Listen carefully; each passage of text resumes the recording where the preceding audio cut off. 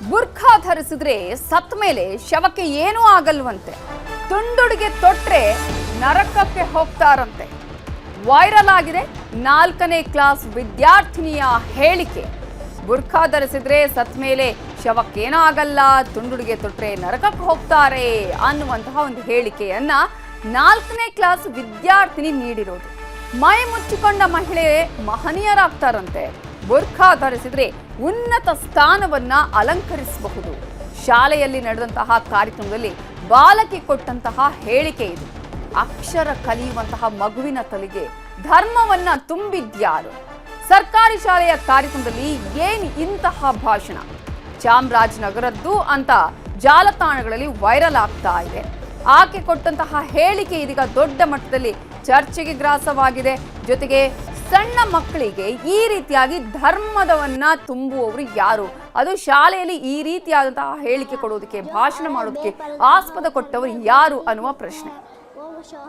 बेपर्दे वाली औरत आप सल्लल्लाहु अलैहि वसल्लम ने फरमाया, जो औरत बेपर्दा हो घर में घूमती फिरते हैं वो शौहर ही क्या, वो तो तय्यूस है, तय्यूस। आप सल्लल्लाहु अलैहि वसल्लम फरमाते हैं वो ना अल्लाह उनकी नमाज कबूल करता है। बेपर्दे वाली औरत आप सल्लल्लाहु अलैहि वसल्लम ने फरमाया, जो औरत बेपर्दा हो घर में घूमती फिरते हैं वो शौहर ही क्या, वो तो तय्यूस है, तय्यूस। आप सल्लल्लाहु अलैहि वसल्लम फरमाते हैं वो ना अल्लाह उनकी नमाज कबूल करता है। बेपर्दे वाली औरत आप सल्लल्लाहु अलैहि वसल्लम ने फरमाया, जो औरत बेपर्दा हो घर में घूमती फिरते हैं वो शौहर ही क्या, वो तो तय्यूस है, तय्यूस। आप सल्लल्लाहु अलैहि वसल्लम फरमाते हैं वो ना अल्लाह उनकी नमाज कबूल करता है। बेपर्दे वाली औरत आप सल्लल्लाहु अलैहि वसल्लम ने फरमाया, जो औरत बेपर्दा हो घर में घूमती फिरते हैं वो शौहर ही क्या, वो तो तय्यूस है, तय्यूस। आप सल्लल्लाहु अलैहि वसल्लम फरमाते हैं वो ना अल्लाह उनकी नमाज कबूल करता है।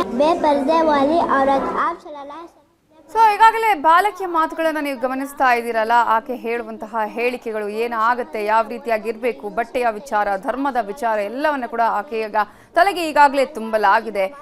ಶಾಲೆ ಅಂತ ಹೇಳಿ ಬಂದಂತಹ ಸಂದರ್ಭದಲ್ಲಿ ಮಕ್ಕಳು ಅಂತ ಹೇಳಿದ್ರೆ ಯಾವುದೇ ಜಾತಿ ಧರ್ಮದ ಲೇಪ ಇರಬಾರ್ದು, ಅಥವಾ ಬಡವ ಬಲ್ಲಿದ ಅನ್ನುವಂತಹ ಲೇಪ, ಭೇದ ಭಾವ ಇರಬಾರ್ದು ಅನ್ನುವಂತಹ ಸಂದರ್ಭಗಳಲ್ಲಿ ಮಕ್ಕಳಲ್ಲಿ ಈಗಾಗಲೇ ಇಂತಹ ಒಂದು ಧರ್ಮದ ಒಂದು ವಿಚಾರವನ್ನ ತುಂಬಿರೋದು ತಲೆಯಲ್ಲಿ. ಅದರಲ್ಲೂ ಕೂಡ ಬಟ್ಟೆಯ ವಿಚಾರ ಆಗಿರ್ಬೋದು, ಶಿಕ್ಷಕರು ಪೋಷಕರ ವಿಚಾರವನ್ನು ನಾವಿಲ್ಲಿ ಗಮನಿಸ್ತಾ ಹೋದ್ರೆ, ಹಾಗಾದ್ರೆ ಶಾಲೆಯಲ್ಲಿ ಮಕ್ಕಳಿಗೆ ಯಾವ ರೀತಿಯ ಪಾಠವನ್ನ ಹೇಳ್ಕೊಡ್ತಾ ಇದ್ದಾರೆ, ಪೋಷಕರು ಮಕ್ಕಳನ್ನ ಯಾವ ರೀತಿಯಾಗಿ ರೂಪಿಸ್ತಾ ಇದ್ದಾರೆ, ಭವಿಷ್ಯದ ಮಕ್ಕಳ ಒಂದು ಭವಿಷ್ಯ ಯಾವ ರೀತಿಯಾಗಿದೆ ಅನ್ನುವಂತಹ ಆತಂಕ ಕೂಡ ಇಲ್ಲಿ ಮೂಡುತ್ತೆ. ಆಕೆ 4ನೇ ಕ್ಲಾಸ್ನ ವಿದ್ಯಾರ್ಥಿನಿ ಅಂತ ಹೇಳಲಾಗಿದೆ. ಬುರ್ಖಾ ಬಗ್ಗೆ 4ನೇ ಕ್ಲಾಸ್ನ ವಿದ್ಯಾರ್ಥಿನಿ ಮಾಡಿರುವಂತಹ ಭಾಷಣ ವೈರಲ್ ಆದಂತಹ ಸಂದರ್ಭದಲ್ಲಿ ಚಾಮರಾಜನಗರದ್ದು ಅಂತ ಜಾಲತಾಣಗಳಲ್ಲಿ ಈಗ ಗಹನವಾಗಿ ಚರ್ಚೆ ನಡೀತಾ ಇದೆ. ಈಗಾಗಲೇ ಈ ಒಂದು ವಿಚಾರಕ್ಕೆ ಸಂಬಂಧಪಟ್ಟ ಹಾಗೆ ತನಿಖೆಗೆ ಸಮಿತಿಯನ್ನ ರಚನೆ ಮಾಡಿದ್ದಾರೆ ಚಾಮರಾಜನಗರದ DDPI. ಯಾವ ಶಾಲೆಯಲ್ಲಿ ಇಂತಹ ಧರ್ಮದ ಭಾಷಣವನ್ನ ಮಾಡಲಾಗಿದೆ ಅಂತ ಹುಡುಕಾಟವನ್ನ ಮಾಡುವುದಕ್ಕಾಗಿಯೇ ಒಂದು ಸಮಿತಿಯನ್ನ ರಚನೆ ಮಾಡಿದ್ದಾರೆ ತನಿಖೆಗೆ ಅಂತ ಹೇಳಿ. BEO DDPI ಕಚೇರಿಯ ಅಧಿಕಾರಿಗಳ 2 ತಂಡವನ್ನ ರಚಿಸಿ ಶೋಧವನ್ನ ಮಾಡೋದಕ್ಕೆ ಇದೀಗ ತಂಡವನ್ನ ರಚನೆ ಮಾಡಲಾಗಿದೆ. ಚಾಮರಾಜನಗರ DDPI ರಾಮಚಂದ್ರ ರಾಜೆ ಅರಸ್ ಈಗಾಗಲೇ ನ್ಯೂಸ್ 18ಗೆ ಮಾಹಿತಿಯನ್ನ ಕೊಟ್ಟಿದ್ದಾರೆ. ಯಾವ ಶಾಲೆಯಲ್ಲಿ ಧರ್ಮದ ಭಾಷಣ ಅಂತ ಹೇಳಿ ಈ ರೀತಿಯಾಗಿ ನಡೆದಿದೆ ಅನ್ನೋದ್ರ ಬಗ್ಗೆ ನಾವು ತನಿಖೆಗೆ 2 ತಂಡವನ್ನ ರಚನೆ ಮಾಡಿದ್ದೀವಿ. ಆ ಒಂದು 2 ತಂಡಗಳಿಂದ ಶೋಧ ಆಗತ್ತೆ. ಈಗಾಗಲೇ ಈ ಒಂದು ವಿಡಿಯೋ ವೈರಲ್ ಆಗಿರೋದು ಗಮನಕ್ಕೆ ಬಂದಿದೆ. ವಿಡಿಯೋ ಪರಿಶೀಲನೆಗೆ 2 ತಂಡ ರಚನೆ ಮಾಡಿದ್ದು, ಶಾಲೆಗೆ ಭೇಟಿ ಕೊಟ್ಟು 2 ತಂಡಗಳನ್ನ ಕಳುಹಿಸಿ ಪರಿಶೀಲನೆ ಮಾಡಲಾಗುತ್ತೆ. ಆಡಳಿತ ಮಂಡಳಿ ಶಿಕ್ಷಕರನ್ನು ವಿಚಾರಣೆ ಮಾಡಿ ವರದಿ ನೀಡಲು ಸೂಚನೆಯನ್ನ ನೀಡಿದ್ದೇವೆ. ಇನ್ನು ಯಾವ ಸ್ಥಳದಲ್ಲಿ ಮಾತನಾಡಿದ್ದಾರೆ, ಅದರ ಹಿನ್ನೆಲೆ ಏನು ಅನ್ನೋದ್ರ ಕುರಿತು ಕೂಡ ಪರಿಶೀಲನೆ ನಡೆಸಲಾಗುತ್ತೆ ಅಂತ ಹೇಳಿ DDPI ರಾಮಚಂದ್ರ ರಾಜೆ ಅರಸ್ ಹೇಳಿಕೆಯನ್ನ ಕೊಟ್ಟಿದ್ದಾರೆ. ವಿಡಿಯೋ ಓಡಾಡ್ತಾ ಇದೆ, ವೈರಲ್ ಆಗಿ ಒಂದು ಮಗು ಮಾತನಾಡಿರ್ತಕ್ಕಂಥ ಹಿನ್ನೆಲೆಯನ್ನು ಕುರಿತು ನಾವು ಚೆಕ್ ಮಾಡಬೇಕಾಗಿದೆ. ಸೊ ಹಾಗಾಗಿ ನಾನು ನಗರದ BEO ಅವ್ರನ್ನ ಕರೆಸಿ ಈ ವಿಡಿಯೋ ಏನಿದೆ ಅವರಿಗೆ ಕೊಟ್ಟು ಶಾಲೆಗೆ ಭೇಟಿ ಮಾಡಿ ಅಲ್ಲಿಯ ಆಡಳಿತ ಮಂಡಳಿ ಶಿಕ್ಷಕರು ಮತ್ತು ಮಕ್ಕಳನ್ನು ನೋಡಿ ಆ ತನಿಖೆಯನ್ನು ಮಾಡಿ ನನಗೆ 3 ಗಂಟೆ ಒಳಗೆ ವಿಡಿಯೋ ಮಾಡಿ ವರದಿಯನ್ನು ಕೊಡಬೇಕು ಅಂತೇಳಿ ನಾನು ಅವ್ರಿಗೆ ಆದೇಶ ಮಾಡಿದ್ದೀನಿ. ಅಲ್ಲ, ಅದು ನೋಡಬೇಕೀಗ ಯಾವ ಹಿನ್ನೆಲೆಯಲ್ಲಿ ಮಾತಾಡಿದೆ, ಸ್ಥಳ ಏನು, ಅಥವಾ ಶೈಕ್ಷಣಿಕವಾದ ಕಾರ್ಯಾಗಾರಗಳಲ್ಲಿ ಮಾತನಾಡಿದೆಯಾ ಏನು ಅಂಥೇಳಿ ಆ ವಸ್ತುಸ್ಥಿತಿಯನ್ನು ನಾನು ಅರ್ಥ ಮಾಡ್ಕೋಬೇಕಾಗ್ತದೆ. ಅದಾದ ತಕ್ಷಣವೇ ಖಂಡಿತ ನಾನು ನಿಮಗೆ ಅದರ ಬಗ್ಗೆ ಕ್ಲಾರಿಟಿಯನ್ನು ಕೊಡ್ತೀನಿ. ನಾನು ಒಂದು ವಿಡಿಯೋ ಓಡಾಡ್ತಾ ಇದೆ, ವೈರಲ್ ಆಗಿ ಒಂದು ಮಗು ಮಾತನಾಡಿರ್ತಕ್ಕಂಥ ಹಿನ್ನೆಲೆಯನ್ನು ಕುರಿತು ನಾವು ಚೆಕ್ ಮಾಡಬೇಕಾಗಿದೆ.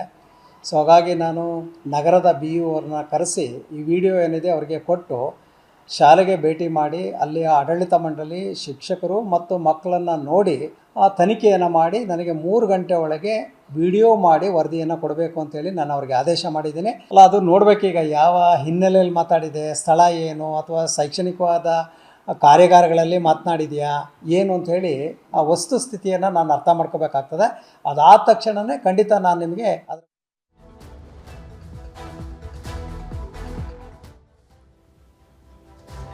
ಇದೇ ವಿಚಾರಕ್ಕೆ ಸಂಬಂಧಪಟ್ಟ ಹಾಗೆ ಇನ್ನಷ್ಟು ಡೀಟೇಲ್ಸ್ ಅನ್ನ ಕೊಡೋದಕ್ಕೆ ನಮ್ಮ ರಿಪೋರ್ಟರ್ ನಂದೀಶ್ ಈಗ ಫೋನ್ ಸಂಪರ್ಕದಲ್ಲಿ ಜಾಯ್ನ್ ಆಗಿದ್ದಾರೆ.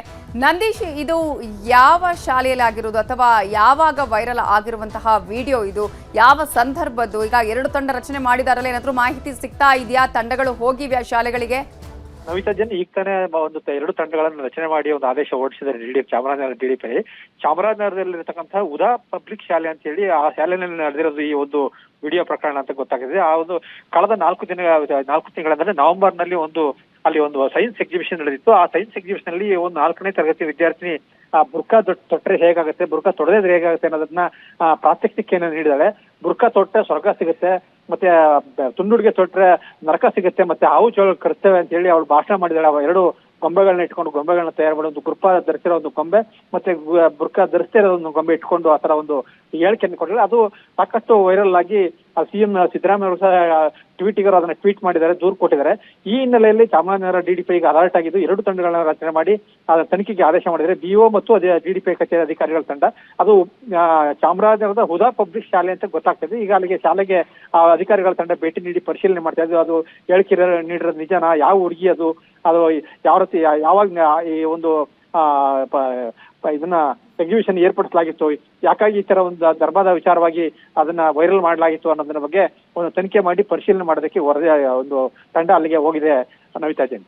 ನಂದೀಶ್, ಈಗ ಇದು ನವೆಂಬರ್ನಲ್ಲೇ ಆಗಿದೆ ಅಂತ ಹೇಳಿದ್ರೆ ಆಗ್ಲೇ ಏನಾದರೂ ಗಮನಕ್ಕೆ ಬಂದಿತ್ತು? ಯಾಕಂದ್ರೆ ಅಲ್ಲಿನ ಶಿಕ್ಷಕರಾಗಿರ್ಬೋದು, ಆಡಳಿತ ಮಂಡಳಿಯವರು ಏನಾದರೂ ಈ ಥರದ್ದು ಬೇಡ, ಈ ಥರ ತಪ್ಪಾಗಿದೆ ಅನ್ನೋದ್ರ ಬಗ್ಗೆ ಏನಾದರೂ ಕ್ಲಾರಿಫಿಕೇಶನ್ ಕೊಟ್ಟಿದ್ರಾ? ಅಥವಾ ವಿಡಿಯೋ ವೈರಲ್ ಆದ್ಮೇಲೆ ಇದೀಗ ಈ ವಿಚಾರಕ್ಕೆ ಸಂಬಂಧಪಟ್ಟ ಹಾಗೆ ಎಚ್ಚೆತ್ತುಕೊಂಡಿರೋದಾ ಹೇಗೆ? ಇಲ್ಲ, ಇದುವರೆಗೂ ಸಹ ವಿಡಿಯೋ ಹೊರಗಡೆ ಬಂದಿರಲಿಲ್ಲ. ಈಗ ಯಾರೋ ಸಿಎಂ ಸಿದ್ದರಾಮಯ್ಯ ಮತ್ತು ಡಿಐಜಿ ಅವರಿಗೆ ಟ್ಯಾಗ್ ಮಾಡಿ ಒಂದು ಟ್ವೀಟ್ ಮಾಡಿದ್ಮೇಲೆ ಈ ಒಂದು ವಿಡಿಯೋ ವೈರಲ್ ಆಗಿದೆ. ಆದ್ರೆ ಆ ಶಾಲೆ ಅವರು ಇದನ್ನು ಒಪ್ಕೊಳ್ತಾ ಇದ್ದಿಲ್ಲ, ನಮ್ಗೆ ಗೊತ್ತಿಲ್ಲ, ಇದು ಸಂಬಂಧಪಟ್ಟಿಲ್ಲ ಅಂತ ಹೇಳ್ತಾ ಇಲ್ಲ. ಆದ್ರೂ ಸಹ ಈಗ ಅದೇ ಶಾಲೆದು ಅಂತ ಗೊತ್ತಾಗಿದೆ, ಹುಡುಗಿ ಹೇಳ್ತಾ ಇದ್ದಾಳೆ ಉದಾ ಶಾಲೆ ಅಂತ ಹೇಳ್ತಾ ಇದ್ದಾಳೆ. ಹಾಗಾಗಿ ಚಾಮರಾಜನಗರದಲ್ಲಿ 3-4 ಗುಂಡ್ಲುಪೇಟೆಯಲ್ಲಿ ಒಂದಿದೆ, ಕೊಳ್ಳೇಗಾಲ ಒಂದಿದೆ, ಚಾಮರಾಜನಗರದ ಒಂದಿದೆ. ಹಾಗಾಗಿ ಚಾಮರಾಜನಗರದೇ ಇದು ಅಂತ ಈಗ ಖಚಿತವಾಗಿ ಗೊತ್ತಾಗಿರೋದ್ರಿಂದ ಡಿಡಿಪಿ ಅವರು 2 ತಂಡಗಳನ್ನ ರಚನೆ ಮಾಡಿ ಅಲ್ಲಿ ಕಳಿಸ್ತಾ ಇದ್ದಾರೆ. ಹಾಗಾಗಿ ಇದುವರೆಗೆ ಸಹ ಅದು ವೈರಲ್ ಆಗಿರಲಿಲ್ಲ.